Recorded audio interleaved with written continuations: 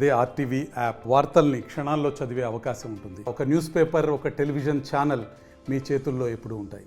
SP గారి ఆదేశాల మేరకి ఈ గంజా అమ్మే వాళ్ళ మీద ప్రత్యేక నిఘా ఉంచడమైనది. అందులో భాగంగా మన 2 టౌన్ ఇన్స్పెక్టర్ యుగంధర్ బాబు, వాళ్ళ ఎస్ఐ ధనుంజయుడు, వాళ్ళ సిబ్బందితో కలిసి వెహికల్ చెక్ చేస్తుండగా మన గౌరమ్మ కట్ట వీధిలో, ఇక్కడ ప్రొద్దుటూరులో గౌరమ్మ కట్ట వీధిలో నారాయణ స్కూల్ దగ్గర కొవ్వూరు గ్యారేజ్లోని ఖాళీ స్థలంలో గంజాయిని విక్రయించడానికి కలిగి ఉండిన షేక్ అహ్మద్, షేక్ రహమతుల్లా, మంజుల వేణు, షేక్ అజ్మతుల్లా, నాదెండ్ల సలీం, ఈ నలుగురిని అరెస్ట్ చేయడం జరిగింది నిన్నటి రోజు. వారి దగ్గర నుంచి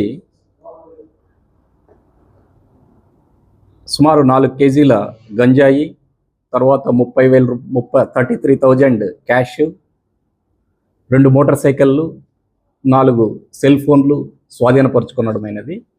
వారిని విచారిస్తే వారంతా ఎర్రగుంట్లకు చెందినవారు.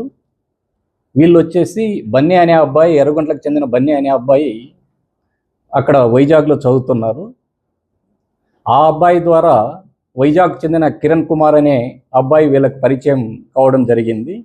అక్కడ నుంచి కిరణ్ కుమారు 1-2 సార్లు ఇక్కడికి వచ్చి వీళ్ళకి గంజాయి కూడా ఇచ్చి వెళ్ళడం జరిగింది.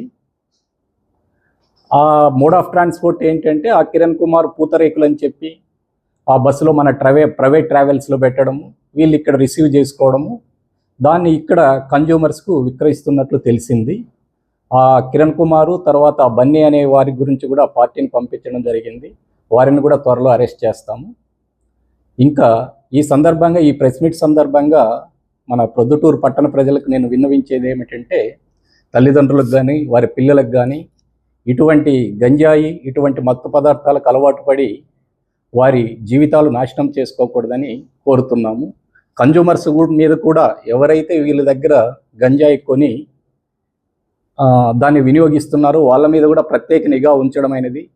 కావున ఆ గంజా వినియోగించడం మానివేయాలని, తద్వారా అట్లా వినియోగించడం వల్ల అనేక దురలవాట్లకు లోనవ్వడము, వాళ్ళ జీవితాలు నాశనం చేసుకోకూడదని మేము మీ పత్రికాముఖంగా వారిని కోరుచున్నాం.